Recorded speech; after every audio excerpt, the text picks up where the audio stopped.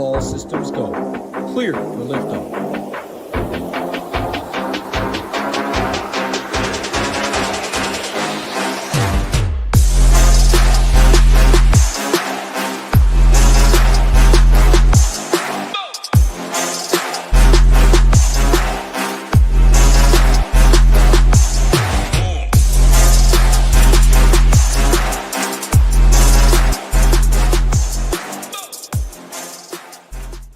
What's going on, everybody? Happy Wednesday night, Thursday night, Friday night, Saturday, Thursday morning, Friday morning, whenever you're listening. Day early. We're doing this show last week we did it Wednesday. This week we're doing it Wednesday. Got some real life stuff going on, but hey, 13 fights. Fingers crossed we keep all 13. If there is any changes, of course, everything up on Friday, always updated throughout Saturday. If there is any changes there, projections, ownership, everything you see right here will be filled in, will be color-coded on the stone. This is the preliminary look. If you're not a member, we would love to have you at SHIPITNation.com. Plenty going on. PGA locks tomorrow. Whenever you're watching, there'll still be showdown. Contest showdown's good. NBA Finals tonight. Big Marley's Pacers. And the Thunder Game 3. Big one after this. Excited for that. But hey, we're here talking fights. And Big Marley will be at the fights in Atlanta, Georgia, 7 p.m. Eastern. Big Marley, that's pretty exciting. How you feeling about this card? Anything you want to say? How we doing? Yeah, I'm looking forward to it. I think it's solid for a fight night. I mean, it would have been a lot more solid, I guess, if Usman was the Usman he was like 2 years ago. But I don't think I've ever seen Usman live, so I'm pumped for that. And then Buckley could be the new up-and-comer, possible title contender here if he gets a win. And then, I mean, I don't love the co-main event for DFS purposes, but we got some bangers below there. And we got my boy Cody Brundage on the card too, so I'm pumped. Absolutely. Like you said it. It's a good fight night card. DFS and real life. I mean, if there's a live crowd, it already gets a leg up compared to the Apex in terms of fight nights, but 13 fights, that's big time. And there's plenty of big expected finishes on the card. Like you see a minus 1,000, minus 250, minus 150 in the main event, minus 600, minus 500. Like there's some expected finishes on the card. There's also plenty of big favorites like broad slate overview. I wrote these up Monday. Like this minus 1,300 is now minus 2,000, minus 700. It's like minus 800, minus 700. Minus 500. There's a lot of big favorites. Minus 475, now minus 600. Very similar card to last week where we had very few mid-tier fights, only 2 this week again. A lot of upper tier, a lot of lower tier. And that's because DraftKings literally goes based on just money line odds. Doesn't take into consideration 5 rounds. Doesn't take anything else into consideration besides what's the money line like on all the fights. And then from there, it just gets priced that way. Whereas FanDuel, the one thing they do right is they if it's 5 rounds, they take that into consideration. However, when you can win $100 in the big flagship as the first place prize, it is pretty bad. Obviously, I'm exaggerating a little bit, but yeah, broad slate overview, a lot of big favorites, but there is 13 fights. There is ways to get difference. Any broad slate for you, Big Marley, before we go fight by fight? No, I actually put those missing stars in if you want to do a refresh. But I think I got a 4-star on the main event, which is rare. But I do think it's a top 3 fight to target. I just like those 2 5-stars a little bit more. I feel like I might have more total ownership on those 2 fights rather than the main event. But that's where a lot of the ownership will go or to those 3 fights. And then I might have a spot or 2 where I'll try to get contrarian, but for me, it'll just be leaving, 500, 600, 700 on the table, hoping that that'll get me a little bit different. But I'm not going to get too crazy on this card. I agree. It's not a card I want. You did do it. It sometimes takes a little bit on the site. I see it on the thing. I'll refresh. We'll get it up there in a couple minutes. What was I just going to say? Man, that's bad. I have zero clue what I was just going to say. I do agree with your 4-star point about the main event. Like I'm going to have fight fades. Like a Buckley 3rd round knockout could easily score 98. And there's just so many studs up top. Like you see minus 550 inside the distance prop, minus 350. Like there's some heavy favorites expected to finish and put up big scores. Like a 101 for Buckley at 9K might not be enough. So I'm totally in agreement with you. Like it's a great fight to target. like almost every main event is, but always comes with a boatload of ownership. And I do think it might be overowned this week, but we are jumping ahead a little bit. First of all, Little Neck, what's going on? Ben, Hebrew Cheetah, just saw he got the slate plan up. Good luck tonight, Rio. And then Mark, what is going on? Lots of big lines indeed. So I'll do one more refresh, and then we will go bottom to top. Still not there yet. It'll be there. I see Big Marley did it. Sometimes, again, it's slow getting onto the website, but bottom to top, again, like Bun, helps us out a ton. First fight of the night, big boy favorite, Jamie Lynn Horth, big girl favorite, I should say. Jamie Lynn Horth, minus 600. Taking on Vanessa Demopoulos, plus 425, plus 275 for this fight to finish. Horth, plus 415 inside the distance. Demopoulos, plus 550. Easy fight for me. No chance in 20 teams or less am I playing Jamie Lynn Horth at 9,400. How is she ever minus 600 against anyone is shocking. But at the end of the day, if there was someone for it to be against, Vanessa Demopoulos taking the fight on short notice. She's also taken the fight up a weight class at 125, usually 115. And you can see 5 inches in height difference, 7 inches in reach difference. Jamie Lynn Horth, the way stronger fighter. Again, I wrote these up on Monday, these odds. So 475 Monday, now minus 600. Horth is taking money, but the inside the distance still plus 415. We talked about all those studs in the 9K range. You need big, big scores. No chance I'm playing Horth in 20 teams or less. Demopoulos is my preferred play. I prefer her to some other big dogs. Like I like her more than Matinho. I like her more than Brundage. Her more than Alonzo. Like so naturally, I'm gonna get some, but no meat. Like if I'm getting 25%, I'm bumping her down probably 15 max. I guess I'll throw it to you. How do you see it going? What's Vanessa's best path to victory? I would say that her path to victories. The only way she makes the optimal lineup, in my opinion, would be an armbar from guard. That could put her at like 96, 97 tops. I mean, I guess she could make the optimal lineup with like a bad decision where she just gets, like 75 strikes throughout the course of 3 rounds, and maybe we just need her at 6,800. But I don't think she has any real ceiling other than that armbar. And on the Horth side, the danger is that armbar. So you probably shouldn't take her down in this fight. You're a lot bigger than her. You're a better striker. So I think she should keep this fight standing, and she probably wins a clear 30-27 if she's able to do that. Maybe the idiot judges don't think it's a 30-27, but everyone watching will think so. But she's so low volume on the feet that I wouldn't feel confident in her even winning that at minus 500. There's no way I'm laying minus 500 on Horth here. If I make 150 lineups, I'll have 0 Horth. I'm Xing her out first thing I do. I'm okay with some Demopoulos, but I like a couple of the guys you named more than her, so I doubt I get to her either. It's a 1-star whenever it does refresh. This is a 1-star fight for me. I'm just not going to use any of it. That's fair. You don't like, so when I wrote up, I have no clue when it's going to refresh. Crazy. I see it though. Last week we saw Yanel Ashmuz. I believe it was Ashmuz on the winner, right? It was one of those. Was it Bruno Silva actually because of the fight stack? Like didn't get there. Right. I didn't even look. It's one of those dogs that scored, and it wasn't the pure optimal. I'd have to look. I think it wasn't Silva. Silva, I think, outscored Ashmuz, but because Van scored so well, no one had the fight stack. So there was a loser at 30 points on the winner, or 33 points. I wouldn't be shocked if that happened again on this card with so many big favorites.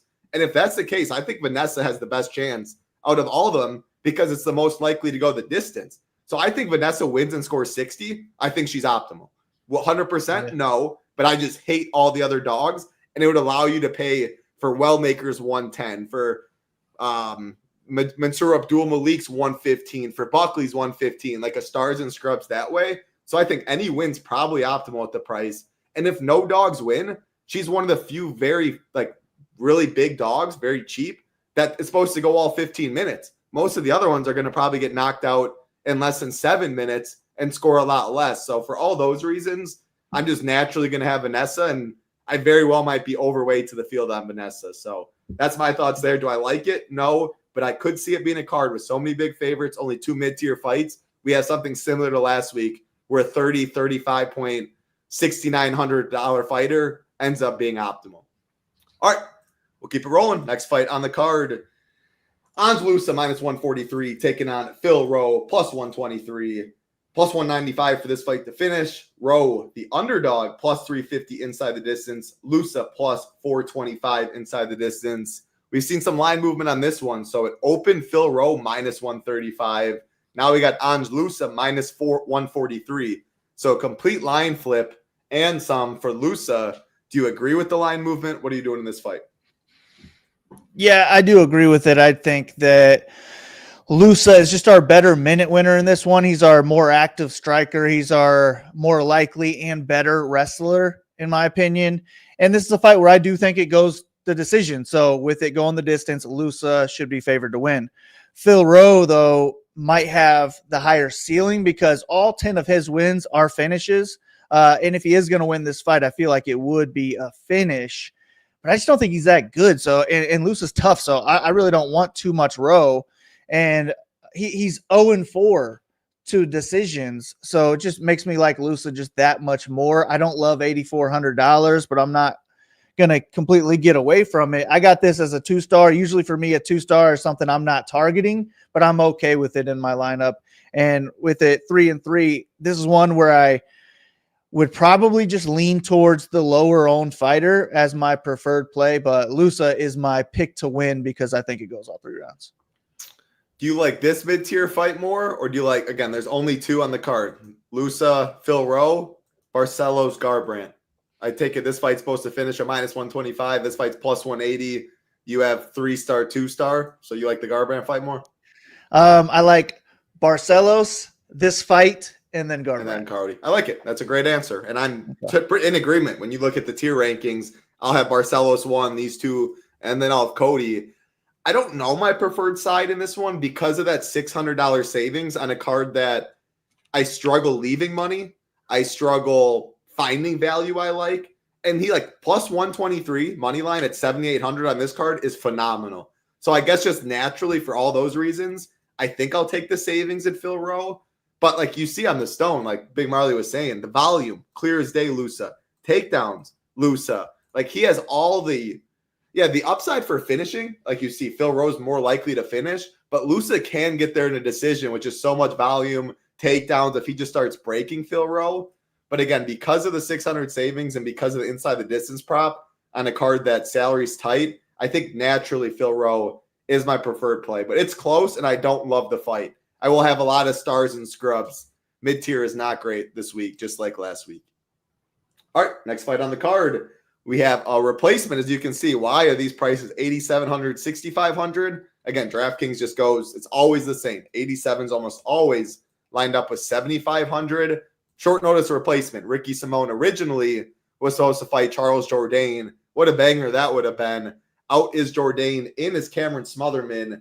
Simone now minus 500, open minus 350 yesterday when this fight was announced, now minus 500, so he's taking some money. Smotherman plus 375 on the way back. The only prop I see on fight odds right now is under 2.5, and that is minus 135. That opened plus 139, Big Marley. So talk about a complete flip. Open, this fight was supposed to go the distance. A lot of money came in on under 2.5. Now the fight is expected to finish. Again, that's the only prop I see. All I know, looking at it, if I see Ricky Simone minus 500 in a fight expected to finish, there is a lot of upside on the Simone side. As you can see, wrestling for days, and he's taking on a striker. So do you see 5+ takedowns and a big score for Simone? Are you playing any Smotherman? What are we doing? Yeah, I'm going to try to get away from Smotherman. He would just be an ownership only play where you hope he gets the knockout to kill off 50% of the field that are on Simone, and you get Smotherman at sub 10%, and you can maybe take down 100K solo. It's just usually not my type of play. I don't think he's that good of a striker. I think Simone can win this fight on the feet, but Smotherman has to have this fight stay on the feet in order to have any chance. But Simone's just such a better wrestler. He could push a pace for 15 minutes, and I think he's going to just clearly win 30-27 if he's not able to get a finish first. I think his last 3 wins are all finishes, and his last 4 of his last 5 wins are finishes. So, yeah, maybe the sub is more in play. I picked him by decision, but I might end up changing that to a submission here.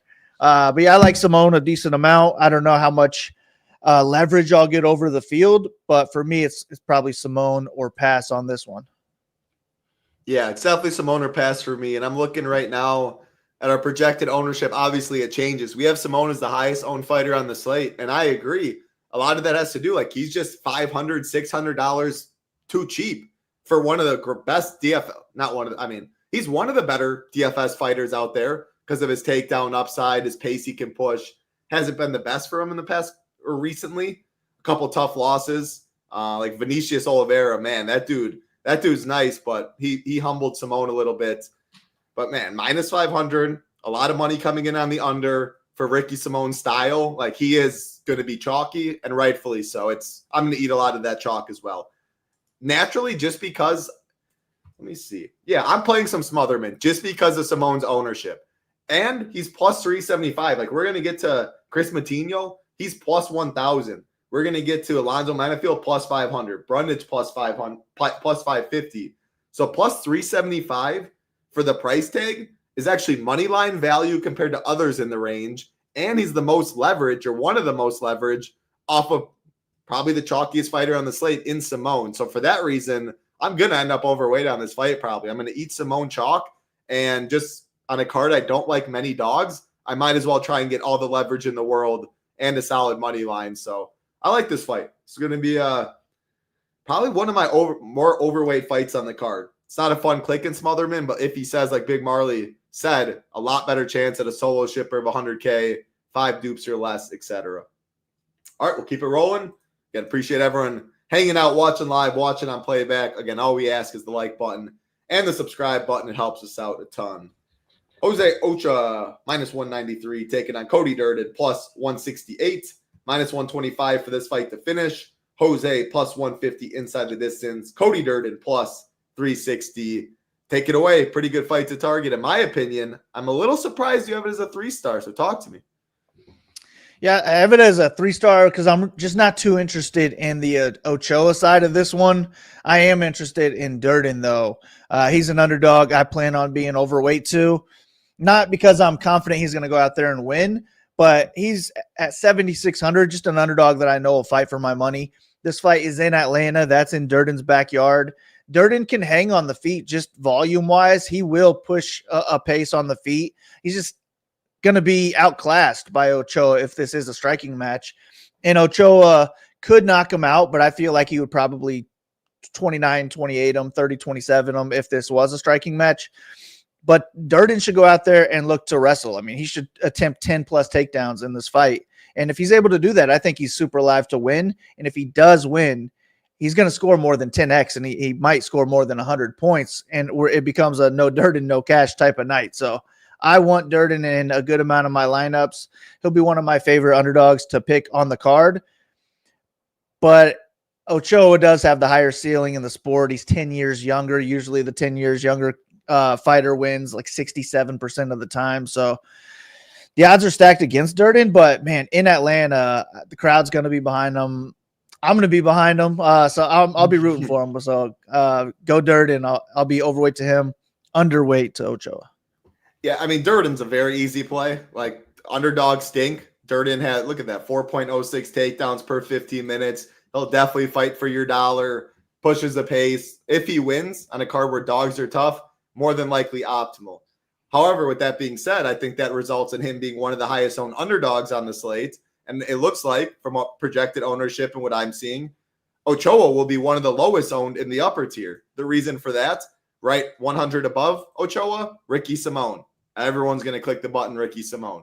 Right under Ochoa is Raoni Barcelos. I think Barcelos is a decent bit higher owned. He's a bigger favorite right now, better inside the distance. Actually, Ochoa has a better inside the distance prop, but Barcelos has the wrestling upside for 100 cheaper. And then we go 200 more than Ochoa, Edmund Shabazian. I think Edmund will be chalkier. 100 more than Edmund, or 200 more than Edmund is Buckley. So all those guys will be higher owned than that. I even think Lusa might be higher owned than Ochoa for the savings. So not no one. He's going to be a lot lower owned than everyone in the tier. And he's plus 150 inside the distance. Like, that's a really solid number. Durden will push a pace. Ochoa can knock him out. If he knocks him out, You have one of the highest owned underdogs losing, leverage off of that, and a pivot in a pretty popular tier. You can easily get a 5 plus lineup or something, leaving $100, and Ochoa is the way you get different. Another thing, the reason I like Ochoa, he opened plus 155. He's now minus 193. Plenty money has came in on Ochoa since open. So again, Durden's just Durden's like Ricky Simone. There's just no reason you would not play him in 20 teams. Like, you'd be really dumb not to. It's what do you do when you play him? Because it's so clear their upside with wrestling. But if he doesn't win and Ochoa wins, how does that happen? Could easily be knockout. Price tag's good. Easy to leave money with them. Good inside the distance. Good ownership, leverage. It just all checks out for me. So 2 fights in a row that I'm going to probably be overweight on these fights. Simone Durden, the easy clicks. Smotherman and Ochoa pivots, and leverage off of chalkier fighters. All right. Next fight on the card. Biggest favorites. I mean, he might close as one of the biggest favorites in UFC history. Malcolm Wellmaker, minus 2,000, taking on Chris Moutinho, plus 1,000. Fight to finish, minus 600. Wellmaker inside the distance, minus 500. Moutinho inside the distance, plus 1,000. Wellmaker in round 1, minus 120. What's going on, Marquis? Hope you're doing well. I mean, yeah, it's murder. Shout out to Moutinho for getting his way back to the UFC, but yeah, I mean, minus 2,000. I guess at what do you want Wellmaker to score to play him? How do you compare him to Mansoor, to Omar Sy's of the world? And yeah, I mean, I know you're picking Wellmaker and you're not playing Moutinho. So talk about stuff like that. Yeah, I would want probably at least 110, ideally more, closer to the 120. You're really hoping he knocks him out in that first minute, probably, because if he doesn't knock him out in the first round, I just don't think he's going to be on the optimal lineup unless it's like a Josh Van where he gets 3 knockdowns in round 2 to finish. I'm definitely going to play him, though. I'd say my ranking would be Abdul Malik, then Wellmaker, then Omar Sy. But I like all 3 of them, so I'll just kind of see what SaberSim gives me. I don't think I'm gonna hand build this week. I'm just gonna let it do its thing, and I'll be anywhere from 20 to 50, I'd imagine.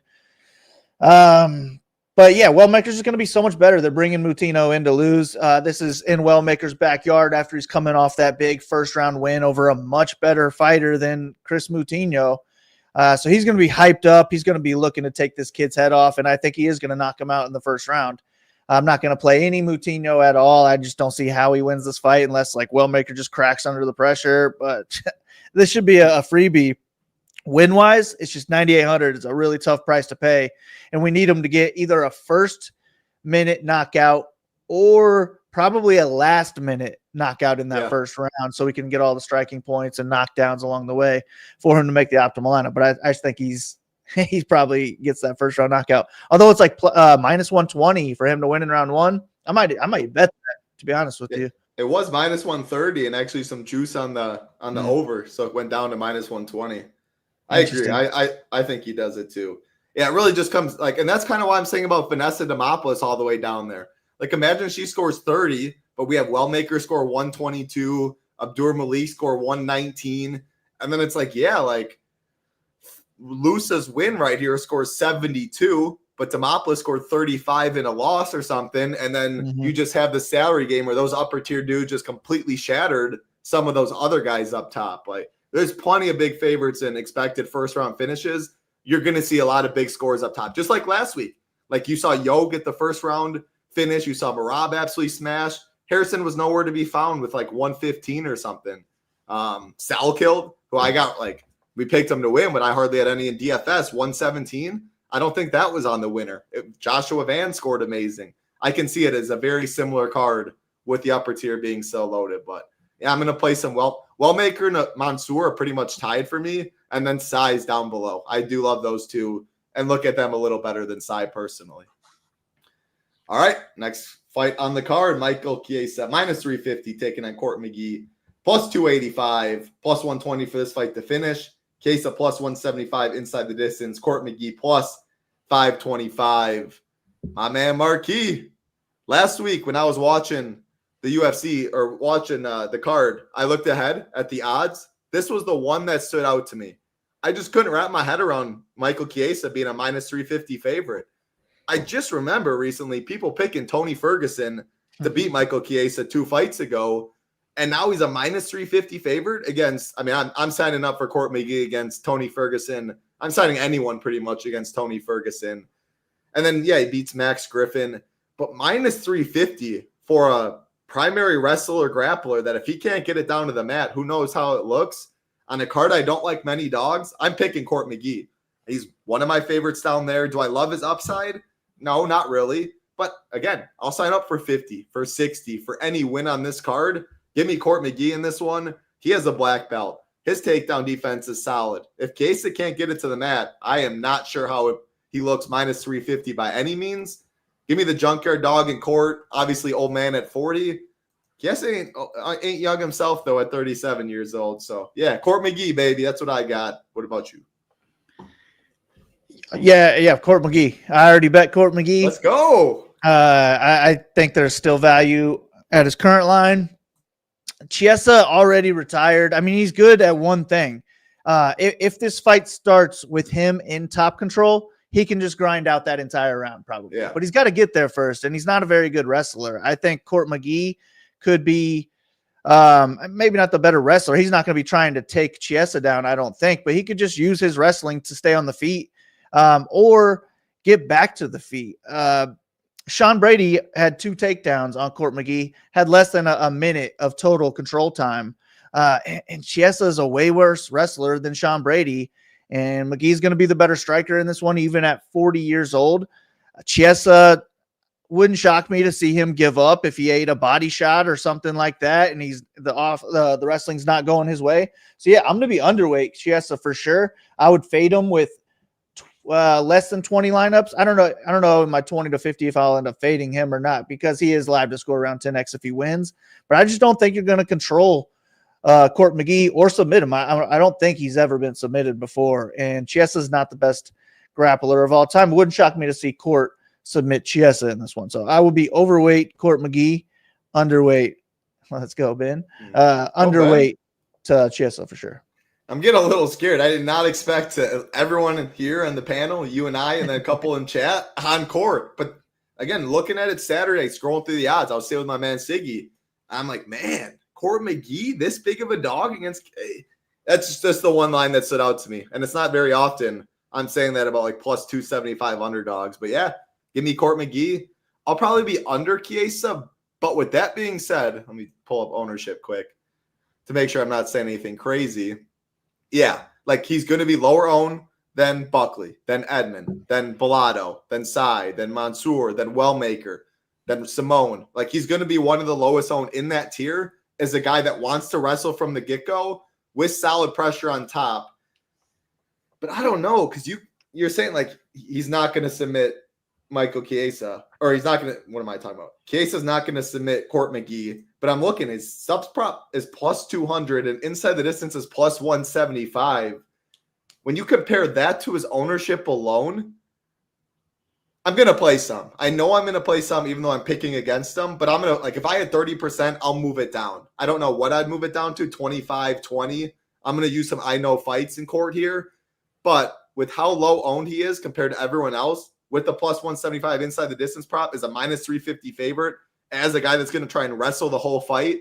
When you say all of it like that, I think you can do worse. So definitely still Court McGee. I'll probably be underweight Chiesa, but I'm not fading by any means. And the reason also for that, I'm not playing Jamie Lynn Horth at 9,400. I'm not playing Rose Namajunas at 9,100. So I already have 2 fades up top. I think I'm fine. If I did need a third up top, though, it would be Michael Chiesa.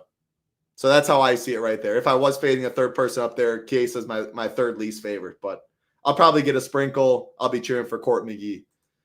All right, we'll keep it rolling. Next fight on the card, Rodolfo Bellotto, minus 400, taking on Paul Craig, plus 300, minus 500 for this fight to finish. Bellotto, minus 275 inside the distance. Paul Craig, plus 475 inside the distance. Bellotto in round 1, plus 125. So people are probably like, hey, I think I've seen this matchup before. January, February, March, April. May 17th we were supposed to get this fight. Lock already happened. We're watching the fights. Next thing you know, out is Bellato. Turns out it was herpes. The rumor on the street, it sounds like, I think confirmed. I don't know if that's ever someone's had to pull out due to herpes. Again, with all that being said, though, now it's rebooked. What were I want to see. I think I wrote it down. Bellato was minus 410 when that fight got called. And then when I wrote these odds up on Monday, it was minus 350. But now Bellato's minus 400. So it's getting back closer to where it closed at last time when it was going to go. But I found that interesting that Bellato is less of a favorite weeks after. Like, nothing really changed from it. I don't think he's affected by herpes. So I was a little surprised by that. But the line's pretty much the same as it was. What are you doing, Bellato, Paul Craig? Yeah, I'm just gonna load up on it like I did the time it was pulled after lock. It's never the fight I'm fading that gets pulled. I swear, it's always the one I'm all over, dude. Or freaking Brundage, man, the one that like gets shots to the back of the head and then they win. That's never me winning, dude. It's always me losing, dude. So one of these days it'll actually win me the card, but it hadn't happened yet. But yeah, I'm just gonna load up on it. I think I'll be on both sides pretty heavily. I would imagine I have more exposure to Bellato. He's going to be our better striker, probably gets a knockout at some point. But I might have more leverage to Craig because Craig is live to score 100 points in this fight. If he can get a takedown in the first round, every Bellato bettor is going to be puckered up real hard at that point. So I think it could be a dominant win for Craig if that's the case. So I do want Craig. I'll probably have at least 20%. To be honest, and I might be over 30%. But I do want to be over 30%. Bellato, I think he does get the knockout at some point because Craig's not a good wrestler. That's the issue. He's probably got to grab a leg and just hope that Bellato doesn't have good balance. And if he can get him to the ground once, that could be all that it takes. But I'll load up on this one. I'll probably have it in a good 80% or so of my lineups, picking Bellato to win.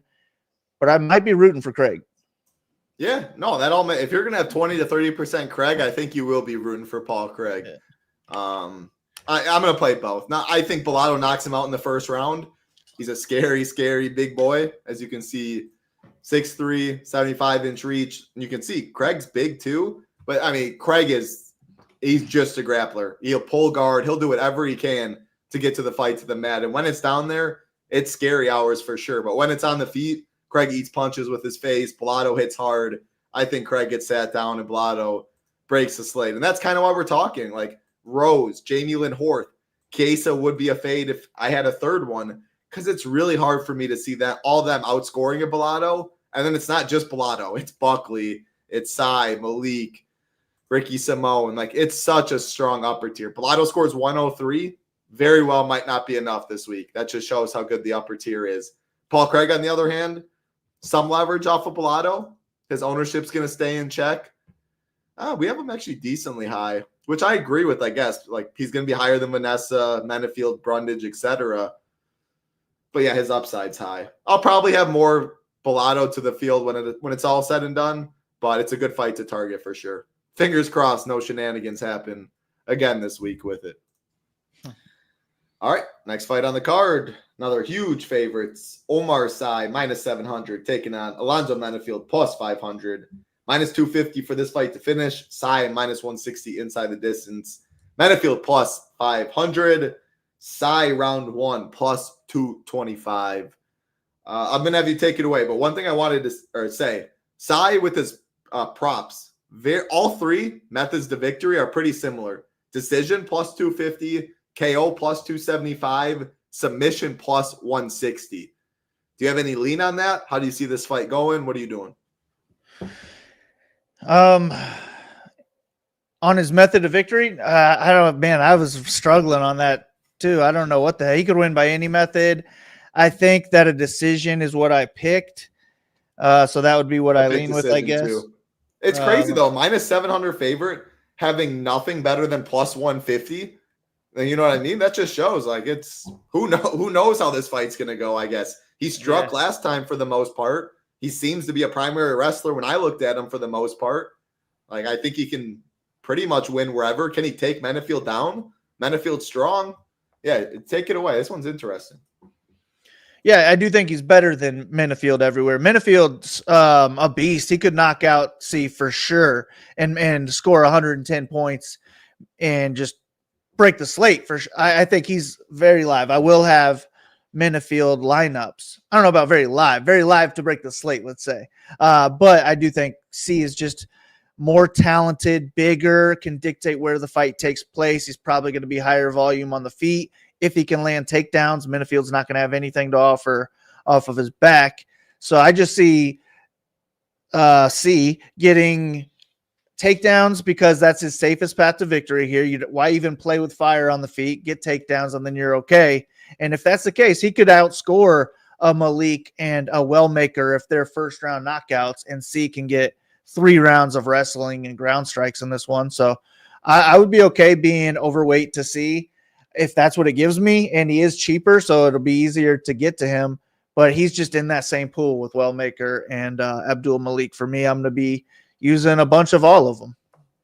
Yeah, I think I know for a fact I'm gonna have less C than Mansour, and I guess I shouldn't say for a fact. I haven't built my teams. I'll build them Saturday. I know in a vacuum, my brain, I prefer Mansour. I prefer Wellmaker. With all that being said, I think the field will too, though. And if that's the case, like if you go Mansour or if you go Wellmaker down to C and you leave that 300, that's a way that could cut out like 30 dupes. Again, I really do think people will prefer Wellmaker and Mansour. So Sai isn't going to be low owned, but I think he will end up being a pivot off of those two to an extent. And if that's the case, in chalkier lineups, yeah, I'm fine doing that. And you just leave 300, 200, even 100, and you don't play Mansour, that is a way you can get different. But at the end of the day, I'm picking C by decision. I think Alonzo's better than Brundage. I think the power he has could give C a little concern, or he's not going to go too crazy if he can't get him taken down in the first round or something.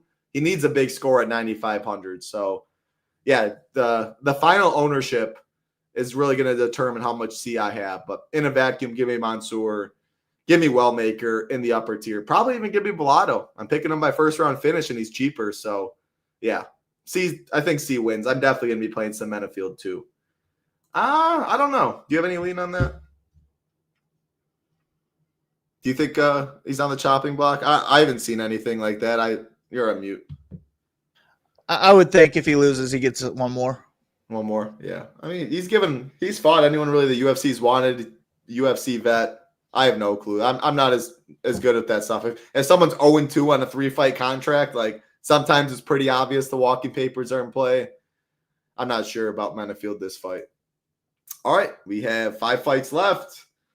Big Marley's favorite fighter, Cody Brundage, taking on Mansour Abdul Malik. Malik, a big favorite in this one at -800, second biggest on the card. Cody Brundage plus 550 on the way back, -1,000 for this fight to finish. Abdul -550 inside the distance. Brundage plus 650. Abdul in round 1 plus 105. Yeah, I mean, Abdul by murder. I'm not playing Cody in 20 or less. I think this Mansour dude is legit. I think he can take him down and give him some nasty ground and pound. I think he can give him a clean right hand and absolutely sleep Brundage. I think whatever he does, it'll be dominant. With all that being said, if I was playing 150, I would play a little Brundage. And the reason for that is he will give a couple big swings early. And if he connects, we have little gloves, we have strong dudes, people can go away.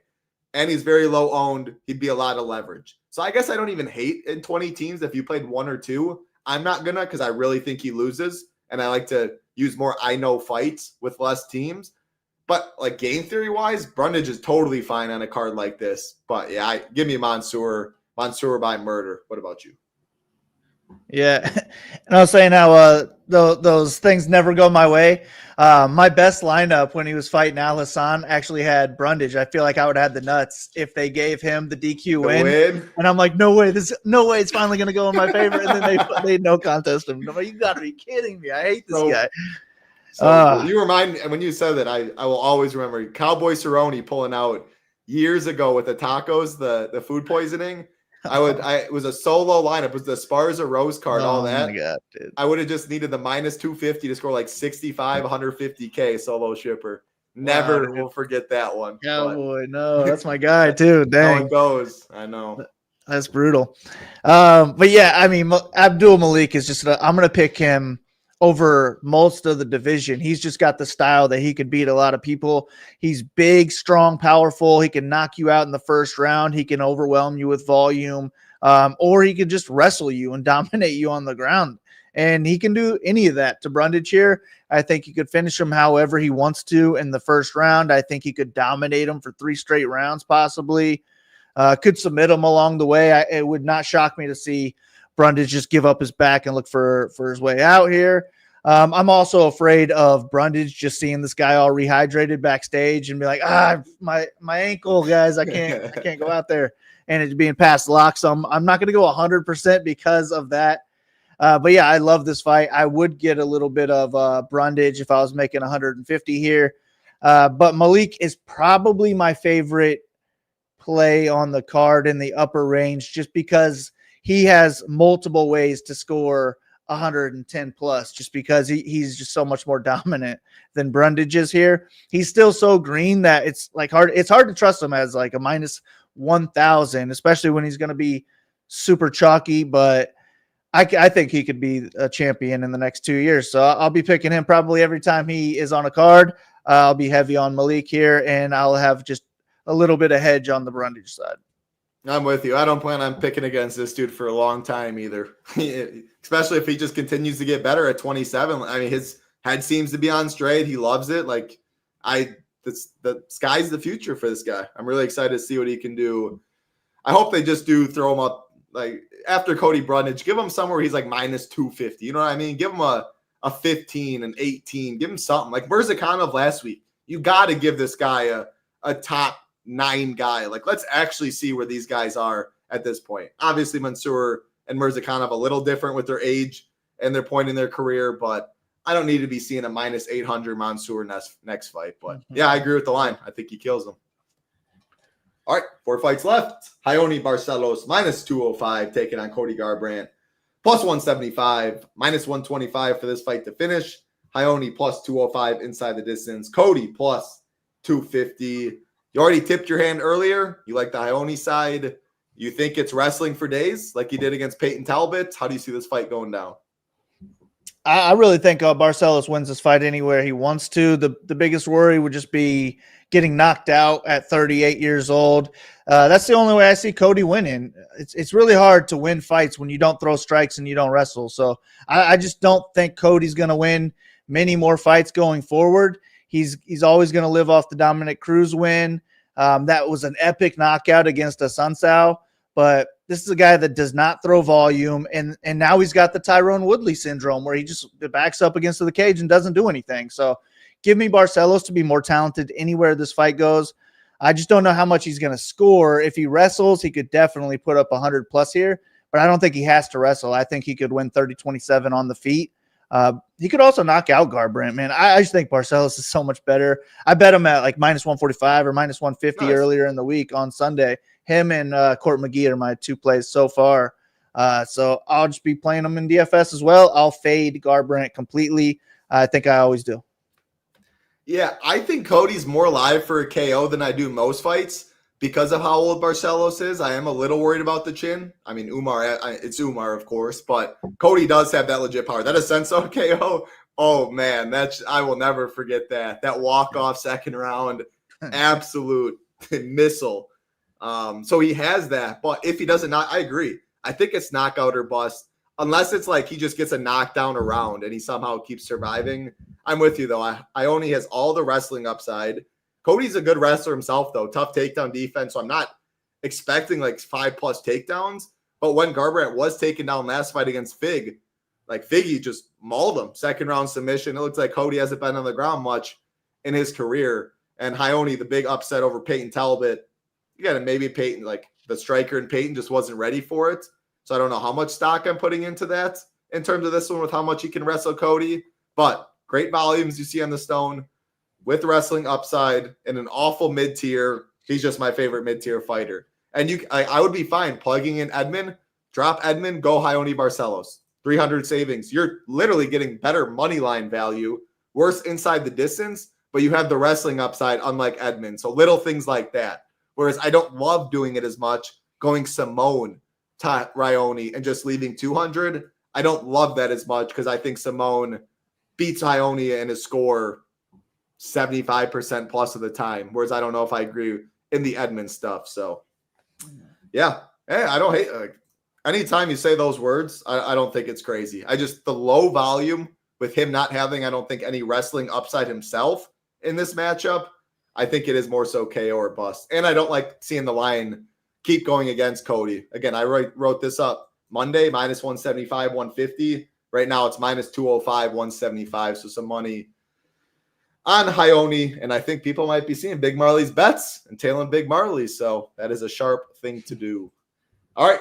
3 fights left. Speaking of Edmund Shabazian, minus 185, taking on Andre Petroski, plus 160, minus 250 for this fight to finish, minus 140 inside the distance is Shabazian, plus 400 for Petroski. Edmund round 1, plus 200. Striker and Edmund, wrestler and Petroski, fight expected to finish, minus 250. Yeah, that's all I need to hear. I'm playing this fight. I just said, I'd be fine going Edmund down to Ione and leave the 300. I would be. I'd also be fine going Bellado down to Edmund and leaving 500. The reason for that is if Edmund wins, a lot of it's round 1, half of round 2. He's a front-loaded guy. He starts fast, big-time power. But as the fight goes on, especially if his opponents can wear on him, he slows down. Petroski, I have to play Petroski. 3.38 takedowns per 15. Petroski, Durden, and Simone, they're all the same type of guys. Yes, they're going to get ownership, but when they win, their likelihood at the optimal is a lot higher than other people, especially at 7,400. Petroski by wrestling, Edmund by KO. I like them both. Do you have a preferred side? How do you see the fight going? I think my preferred side is Shabazian because I'm picking him to get a knockout, but I might end up with more exposure to Petroski if that's just what ends up happening to me, being overweight on a C, Wellmaker, and Malik. But yeah, this is just a fight. I almost put it as a 5-star because I do want to target it heavily, and it's right in line with the main event for me because Shabazian has that first round ceiling with the knockout ceiling. I think he could score 110 points and make the optimal over those 9K guys here.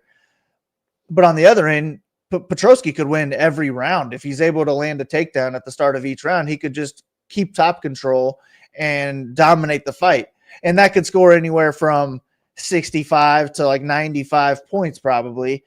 But we might need that on this card. So I probably want to go overweight to both sides here. I might even move this a 3-star fighter-wise, and then a 5-star overall. Once I get my lineups built, I'll have to see how much exposure I get. But this is one I plan on having a good amount of. And if you really want to get different, I don't hate going from Wellmaker down to Shabazian and saving $1,000 to try and go solo that way. I don't either. Again, if they both get first round knockouts, why could Edmund score more than Wellmaker? Do I think it happens? No. But it doesn't matter what you think. Can it happen? Yes. When it happens, Wellmaker team that left $0, just say that team could be duped 70 times. You leave that 1K, you go down to Edmund, that could be a solo shipper. 100K, and then I don't know, 60 times. What if you get paid 5,500 in that contest? Is it that much likely? Is it 50x more, like 45 times? No, not even close. So when you get to that point, it's not how often you win. When you win, how much do you win? In showdown and MMA in sports like this with a condensed player pool, when you win, how much do you win? Little things like that I would totally be fine doing with Edmund. He has a lot of upside, and he's only 8,800. Similar to Simone, a lot of upside at 8,700. Those are the guys that I'm more likely to leave money on the table with, guys that don't break the bank, but they could. If they're the highest scorer on the slate, would I be surprised? If Edmund was the highest scorer on the slate, I'd be a little surprised. I think it'd have to be a first-minute knockout, but he could easily still score 112, 115, etc. All right, co-main event time. Not a great one for DFS by any means. Rose Namajunas, minus 241. Miranda Maverick, plus 206. Plus 325 for this fight to finish. Rose, plus 385 inside the distance. Miranda, plus 850. I tip my hand. I'm not playing Rose in 20 teams or less. Just no chance. Striker, if anyone wrestles in this one, I think it's Miranda Maverick. I still don't think Maverick has much success getting takedowns. Rose, good distance management. Takedown defense is held up. I just think she's faster, better striker, pieces Maverick up for 3 rounds, and it's not optimal. But if I were to play anyone, it definitely is Maverick, just because she's 7,100. And kind of what I said earlier about Vanessa, if no underdogs win and this fight goes to decision, Maverick gets 2 or 3 takedowns, she scores 41 in a loss, it could be optimal. So for that reason, it's Maverick or pass. Rose by decision is the pick, though. What about you? Yeah, same. I changing this right now to a 2-star Rose, 4-star Maverick, just because I just don't see Rose making the optimal lineup here. She has to get a finish. I mean, she could get a knockout with a head kick or possibly submit her. I think she's more live for a submission than a knockout. But I picked her to win a decision, and she has 2 3-round decision wins on the UFC. She scored 63 and 61. You might as well lose at 9,100, scoring 60 points on this card. So I'm just gonna X Rose out of my player pool and go higher on the other 9K fighters. And Maverick is somebody I would be okay getting exposure to here. This is the biggest fight of her life. It puts her in title contention here, and she could win, man. If she puts the wrestling shoes on, she could score well too. So I will get some Maverick here. I just don't think it's a good matchup. Rose is just too talented. Rose is really better everywhere. So picking Rose to win, but I'll have 0% Rose, and I think Maverick could be somebody I actually end up overweight to just because she's an underdog, and there's a number of underdogs that I'm fading completely. We're lockstep. We see it the exact same way. I don't think I'll play Rose even in 150 teams. Yeah. Same. Like I don't think I'll play Jamie Linhorth in 150 teams, whereas I would get a little Brundage. So that's how I see it that way. Definitely no Rose for me. All right, main event time. Joaquin Buckley minus 270 taking on Kamaru Usman plus 230, minus 150 for this fight to finish. Buckley plus 115 inside the distance. Usman plus 270. Tough fight. I mean, I'll let you take it away. You started off. What are you doing? I'm going to be on the underdog. Just more so, like, I feel like I owe it to Usman over all the years, man. He's been scoring 140 points for me. I just think he's one of the best DFS players of all time. If this fight was 2 years ago, he's an easy minus 500 favorite, and I probably would have been all in on DraftKings. The issue is that he's 38 years old. He hasn't won a fight in like 3-4 years. He's got bad knees, and they're only getting worse. So it's hard to believe in him, but it's also to a point where I think minus 265 on Buckley could just be a little bit too wide for me. And I think Buckley is the side that makes this fight not make the optimal lineup. If Usman is going to have success wrestling in this fight, I think it's the first round and then probably the second round as well. And if Buckley drops those first 2 rounds, he's not going to make the optimal lineup. I don't think he's going to knock Usman out. He might outpoint him over the course of 5 rounds, but if he spends more than a round or 2 on his back, it's just going to be hard for him to make the optimal lineup. So I'm underweight Buckley, overweight Usman, but it's the same thing as Durden. I'm not confident Usman's going to win this fight. I'm just confident he's going to score well if he does win the fight, and that's what I'll target. So give me Usman. Yeah, I like it. You changing my tier rankings a little bit because I agree with everything you said on the Buckley side. Like we mentioned it up top, like I'm going to have fight fades. A 3rd round knockout might not be enough. If he gets control for anything in the first round, he knocks him out in the second. That's not enough. There's plenty of paths where Buckley wins and is not optimal. He scores 102. The upper tier is so loaded. So I agree with all of that. I was picking Buckley. I am picking Buckley. I think he's just the stronger fighter. He's more in his prime. Usman's knees is always a concern. Buckley's just such a freak athletically. But with all that being said, with the price difference, if Usman wins, he's going to be optimal on a card I don't like dogs. Whereas the same can't be said about Buckley. So I think, yeah, the more I look at it, Usman might be my preferred side.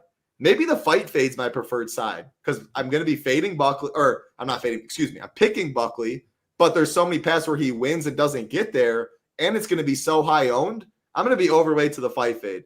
But a lot of that, again, has to do So maybe I do end up underweight Buckley or even with the field because I want probably around the field on Usman. If he wins, he's there. Buckley at 45, 46%. Like, man, Buckley drop down to Ricky Simone. Plenty will play both, but Simone, I almost like Simone in a vacuum more than Buckley. Like, man, you get way better money line odds. I don't have like his inside the distance prop, but the fight got hammered to finish. Way more takedowns. Like, yeah, the more I'm thinking about it, I like the fight fade, I think, the most out of anything. Assuming we keep all 13 fights, and then you hope for a Buckley win. A Buckley decision. He just doesn't break the slate that way. I'll play some both, but yeah, I very well might be more overweight to Usman, and I might be the most overweight to the fight fade on this slate. I like it. Any final thoughts? Any changes that you had throughout? Like when you came into the show to after? I think we did a solid job getting fades, getting ways to get different. Fingers crossed we keep all 13. I don't know that I really changed my mind on really anything at all. I think it's going to be a fairly straightforward card of how we broke it down. I'll have all my notes over at SHIPITNation.com if anything does change. But that would just be once I build my lineups and I know more so what I am playing, what I'm underweight and overweight on. I haven't done that yet, but I'm going to start doing it here probably maybe tomorrow now that the Pacers game's about to start soon. But yeah, I just think it's going to be a fun card. I'm actually going to be there in a suite watching it. So I hope I take it down and then I can celebrate there with some free drinks in the suite. But good luck to you, Title. Good luck to everybody listening. Let's ship it. Absolutely. No one running better than Big Marley right now. Get his Pacers in game 3 in 30 minutes. In a couple days, he's headed to Atlanta to watch some fights in a suite with his boys. So absolutely enjoy that, Big Marley. Good luck to you.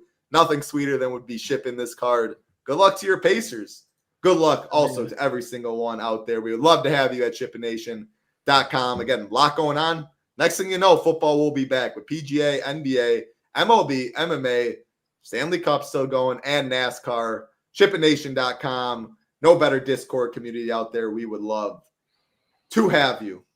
For Big Marley, I'm Titletown. Good luck this Saturday. Fight night in Atlanta. Take something down. Be safe. Enjoy your weekend. Peace.